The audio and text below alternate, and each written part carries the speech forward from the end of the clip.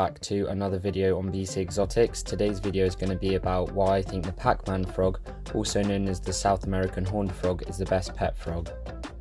As you can see in front of me now, I have my own Pacman frog. This one's morph is the green type. The common normal morph that you'd find in the wild is the brown morph, which looks like this. And you can also get quite a few actually other morphs, including the blue samurai morph, I think it's called, which is one of my favourite, but they can be quite hard to find.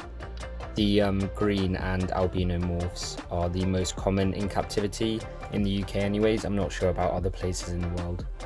So I'm going to start by talking about their diet. And Pacman frogs mainly eat insects, as they are insectivores. And so they can eat crickets, silkworms, mealworms, morio worms, and occasionally waxworms. You can feed them really small rodents sometimes, such as pinkies or fluffies, so the baby mice, but not too many, as it isn't good for their blight diet. It's recommended and also best to feed a Pacman frog every 2 to 3 days if it's younger, and every 3 to 4 days if it's older. I feed mine every 3 days as it's a juvenile at the moment. Pacman frogs don't require any special lighting or heating if your room's kept at around, well, I keep my room at around 24 degrees for all of my reptiles, and that seems to be fine. A heat mat can be used on the side of the tank just to warm up one side a small bit, but lighting and heating is not essential. So to supplement that, they need their vitamin D through calcium, as well as Nutribol, which is it's commonly used for most lizards as well. It's just nutrients that you should alternate 3/4 calcium with their diet and then 1/4 Nutribol, and this should be given to them on every feeding occasion. So now I'm just going to quickly demonstrate how to feed them. It's very simple on tongs.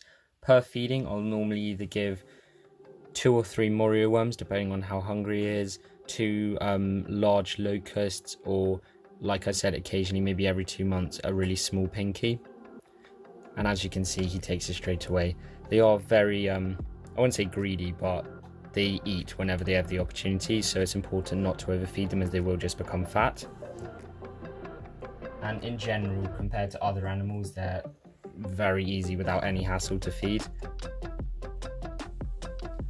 As you can see, I wouldn't recommend hand feeding, as you might get bitten.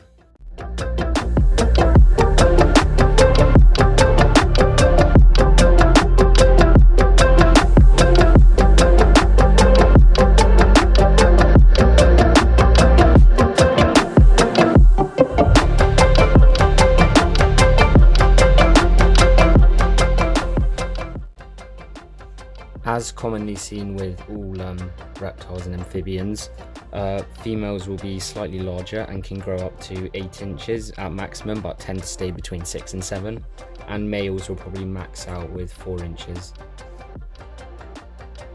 With the proper care, they can live up to 7 years in captivity, but it's normally seen to be about 5 or 6.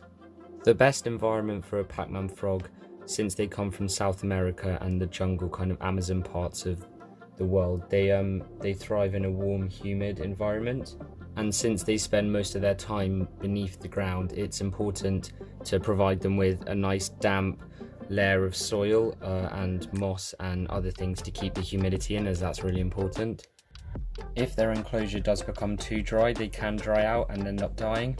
It's also important to note that when keeping a Pacman frog, it's important to keep their surroundings quite neutral when it comes to odours, and so you can't have like scented candles or other things like that, as since they're amphibians they can absorb it through their skin, and this could intoxicate it, which could be potentially lethal.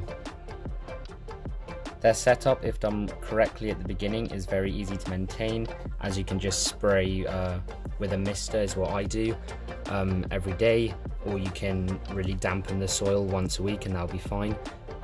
You only really need to clean them out once a week, and that's just a spot clean. As you can see, the setup in front of me, I have a cork bark tube which I spray occasionally, and the frog can go inside of here in the daytime if he finds that it's too light, because he's just kept on one of my shelves, so it's got a bit of daylight, so he knows when it's day-night cycle. He's also got a water dish which he can fully submerge himself in. This does cover him entirely, and it's the right size for him at the moment. I've got lots of moss mixed in with some eco earth, which is a reptile soil, and then I have a piece of deca here which is just for kind of personal looking at. His substrate is about 3 inches thick, which is kind of the minimum at this stage because he can bury himself in that completely, but it's no harm having more than that. As they're not arboreal frogs, they don't require anything to climb on especially. It's more just for the aesthetics of the tank. For an adult Pacman frog or horned frog, it's recommended that they have a cage size of at least 30 centimeters by 50 centimeters length by 30 centimeters height. I currently have him in, this is a 30 by 20 by 30 centimeter high, as it is a juvenile, as I mentioned already, but soon he will be moving up to his full-size tank, which is a 60 by 30 by 30, and hopefully he'll remain in that for the rest of his life. I think he's male at the moment, as I've had Pacman frogs in the past, and as he's a year old, the ones I've had before turn out to be female and they're a lot bigger. So that is one way you can tell. Otherwise you can wait until they're mature and then you can look underneath them. I do change his water, I'd say every 3 days or whenever it becomes messy, but that's not that much of a hassle, as I can literally just lift this dish out, empty it and then fill it up again. When it comes to frogs in general, I would never recommend handling them unnecessarily, as it is bad for their skin if you have anything in your hands like soap or dust particles or anything of that nature, as they can absorb it and it's not healthy for them, and so it's important for them to stay healthy.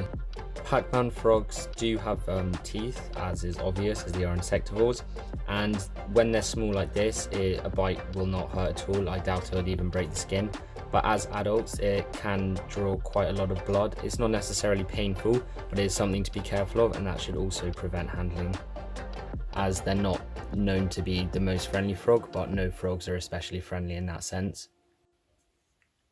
When it comes to upfront costs, they're really inexpensive, as the one in front of me now only cost me £30, and it's similar sort of prices in other currencies around the world, as the US I've seen them for sale for $35, $25, all that kind of pricing, and so they're also very easy to get hold of.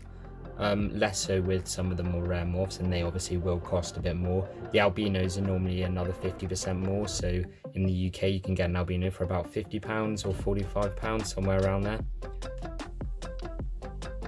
The cost of the tank for me, because this is plastic, this is just a plastic terrarium at the moment, was only about £20, and then substrate and everything included. This is just a water dish I've used for small like hatchling snakes as well before. The whole thing, including the frog, probably cost me under £60, which is definitely a good deal.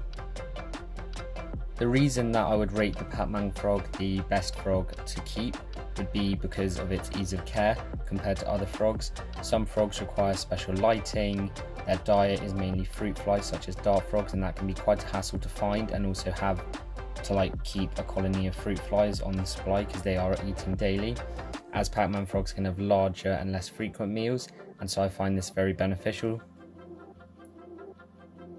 Considering all of the morphs that you can get, they're a great amphibian or frog to start with, and so I'd highly recommend them for beginners.